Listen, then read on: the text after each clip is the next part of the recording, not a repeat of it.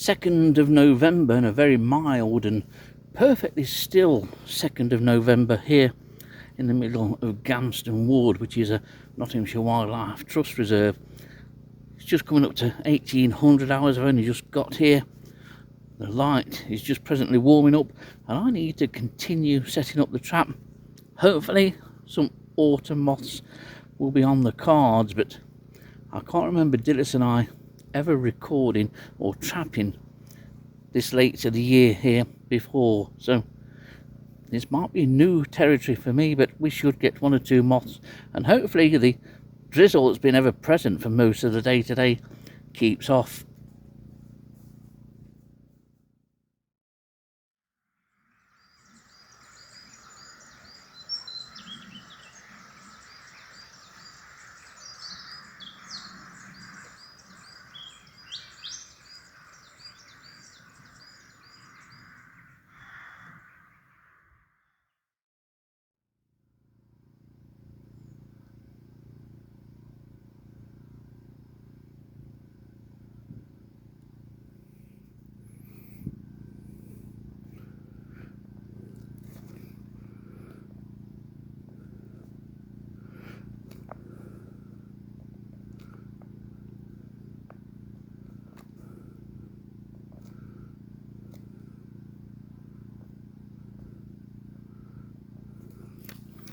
Basically what my scroll says there is the date in the top left hand corner, the weather conditions, overcast and mild, the temperature, what it'll be at startup, and at the end the site location, Gamston Wood, and the start of the trapping session.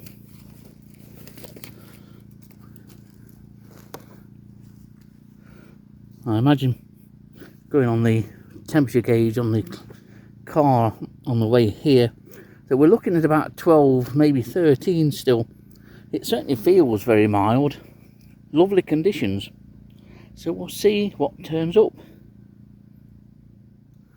We're barely a couple of minutes into the trapping session, and our first moth is in, and not surprisingly it's December moth. Now I know it's a month early, but December moth has quite a long flight range, can occur any time from even late October right through November and December, and still occur in January depending on the severity of the weather. So a nice one to start the trapping session off. Do like December moth. Perfect conditions here, and feels warm. Temperature gauge hasn't settled down yet. It's showing 17, but it's not anywhere near 17. But it feels lovely, and not a breath of wind, and no drizzle evident here. Not yet anyway. Now, 2 of these have just flopped in. Quite a weak, fairly feeble flight, but this is a fairly typical November moth. They are very variable in their markings, but one constant character is that they're all quite a dull, somewhat shiny grey. Some can be quite silvery, and some are much better marked than others. This one, I say, is about average for a November moth, but there's not a great deal, even I can say, to praise the virtues, shall we say, of this species. It makes up the majority of any catches at this time of year, and remains common until well into December. So 2 already on the sheet, and this will be without doubt the commonest of the macro moths that we get this evening. So that's 1 of 2 November moths that we have in. Well, now that the December moth, which has been in for about 10 minutes, has finally decided to settle down, we can have a look at it. Very nice moth, quite chunky moth, very furry bodied, and that extremely furry thorax, and the beautifully feathered antenna in the males. The wings are a dark, very dark grey, almost to black, depending on age, and the only discernible markings are those just about discernible cream coloured bars across the wings. It is a very attractive moth, and this isn't the usual resting position, but nice moth all the same. There'll be 1 or 2 of these almost certainly coming in, just started its flight period here in Nottinghamshire, and it will turn up in suburban gardens. It's a species that I have had at home. Also quite fortunate earlier this year to be able to rear this species. I'd never seen the larvae before, and the larvae are quite attractive and well camouflaged, and the eggs are beautiful too, laid on the trunks of a range of deciduous trees. So that's December moth, second of the 2 species we have in. I very nearly didn't bother coming here this evening.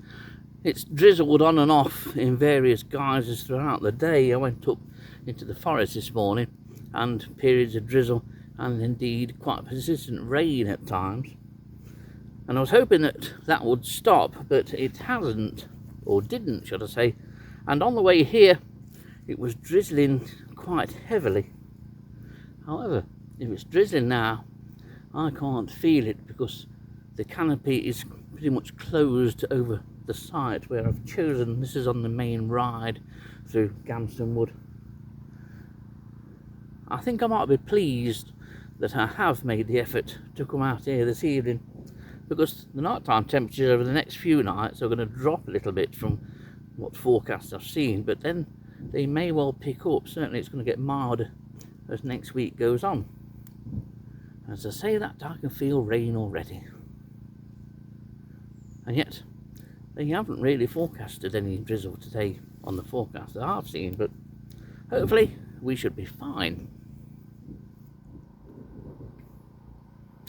And being so close to bonfire night or Guy Fawkes night, whatever you prefer to call it, there's lots of fireworks going off now that we're on a weekend. Some off to the nearest village over to the right of where Gamston Wood is situated here in Nottinghamshire.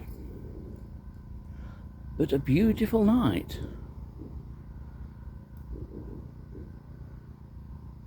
Very peaceful here, despite what sounds like the Somme.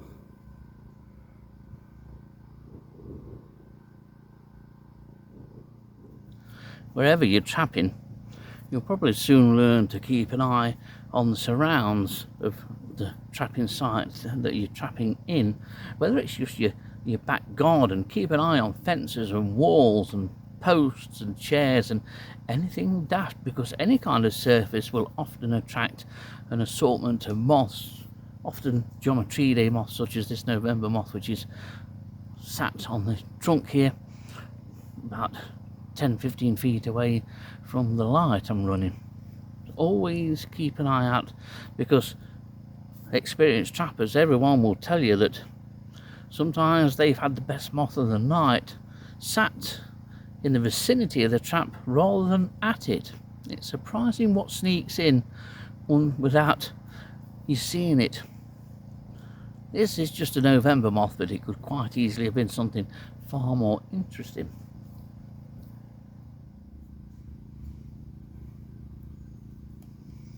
Oh, first hour has gone by, and gone by quickly too. We're now up to 4 species, with feathered thorn knocking around still somewhere, just the one that's in, but very interesting micro, and in terms of Nottinghamshire, very rare. In fact, it's restricted in modern day records, restricted to the Idle Valley Nature Reserve area, where it was trapped a number of times by Phil Cadman and Ian Hunt. And it's Epinotia maculana. Now, it's not a spectacular beauty. I will put a photo in here, and the photo that you're looking at now, this is as good as they get, and as colourful as they get. It's a very dark and dull and quite dreary late flying Tortrix, but this is a really good record, and I've got 2 in, and I'm very pleased with this. I did wonder at first what the first one was when it came in, because it was quite big for a Tortrix, and I thought, is it something late or partial second brood and something that's really worn? And then when the second one came in and appeared in a bit better condition, I realised what it was. There's another Eclaris in as well, Eclaris imagana, and that's a nice one with the sort of incurved part of the forewing edge there. So a few more species and a bit more drizzle. Well, there's a very nice red-green carpet here, and quite dark too. Certainly looks darker on screen as I film this, but this is the first one that's in. Very heavy drizzle at the moment. I've had to put an umbrella over the generator, but thankfully here I chose well by being under the canopy of a few trees. But I expect more of red-green carpet. I had two when I trapped briefly at home a couple of nights ago. Another December moth has just come in as well. So you can expect this moth pretty much anywhere now. It's a moth that really seems to have done very well in the last 10-20 years. So that's red-green carpet, a nice addition to this evening's trap list.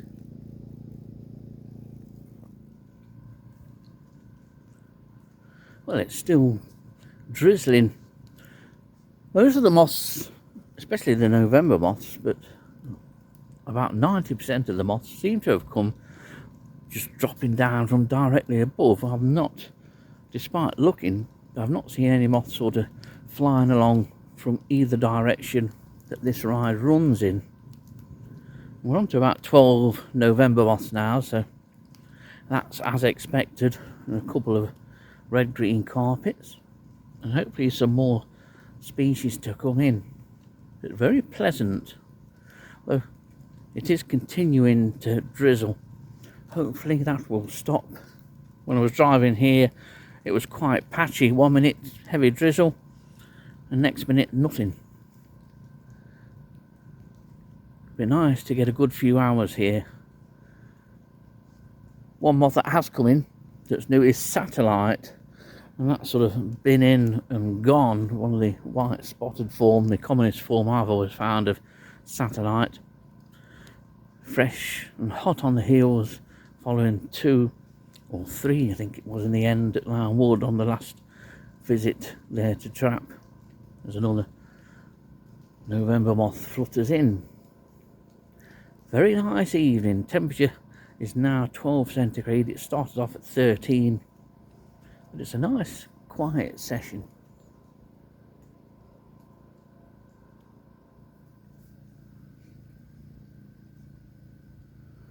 Well, it's nice to see 1 or 2 moths on the sheet.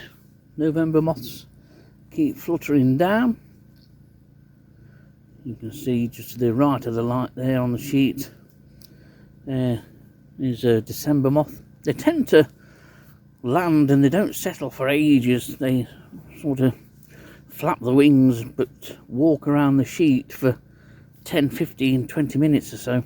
Then they'll eventually settle down and they don't move until you shake them off the sheet at the end of the session.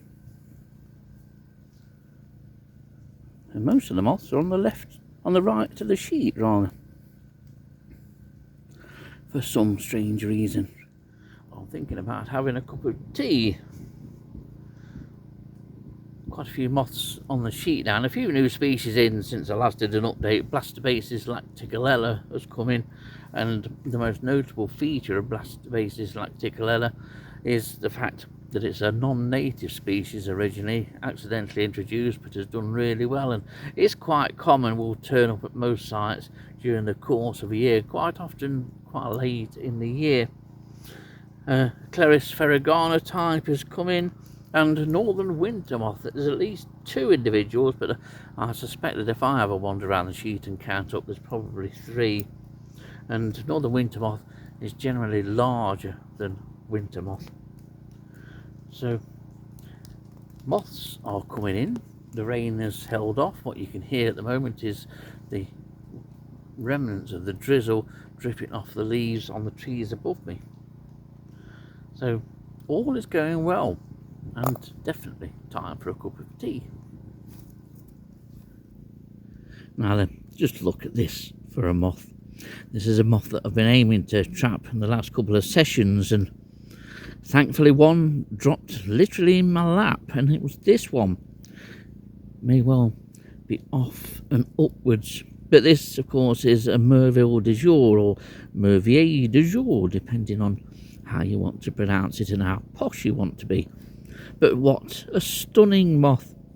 You all know by now of my love of green moths, and this, although showing some slight signs of wear, is still beautifully green, a very light sage green and intricately and beautifully marked.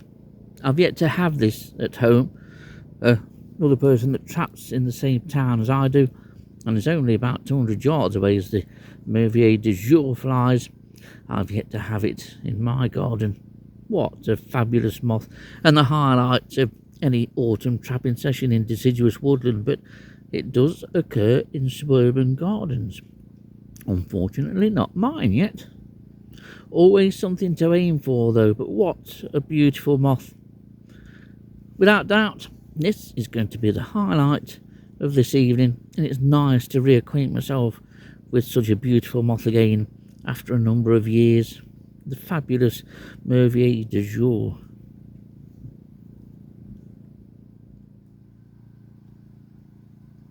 One species I thought might come in this evening is Sprawler.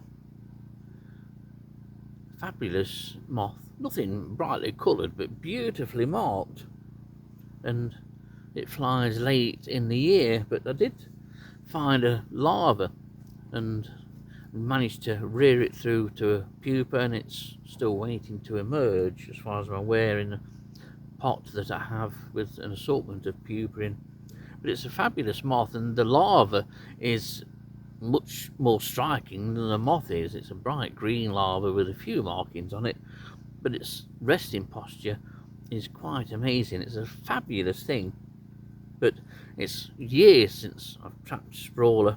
At least it seems years. I don't think I've trapped Sprawler at all since I've started this channel. So that would be nice if one of those was to drop in. Always, as I mentioned before, there's always potential for species, no matter what time of year.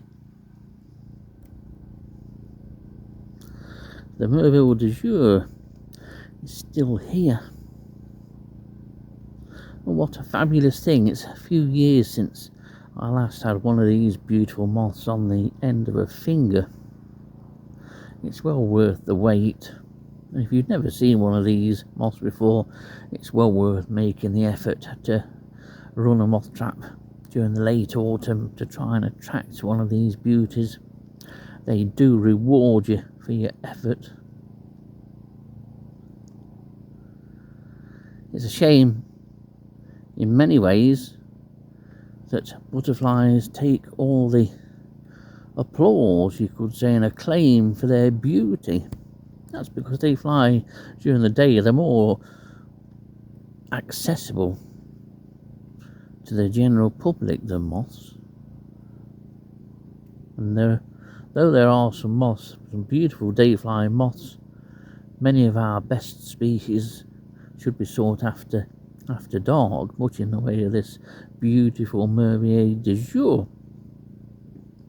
An absolutely stunning moth. I'm so pleased that I came out this evening. I nearly didn't. Sometimes although the conditions are good, sometimes you think, well, will I be rained off? Do I really feel like it? Sometimes you have to push yourself. I find myself having to push myself sometimes. But it's always worth the effort to run a moth trap. At least I think so, especially when something as beautiful as this turns up. What a thing.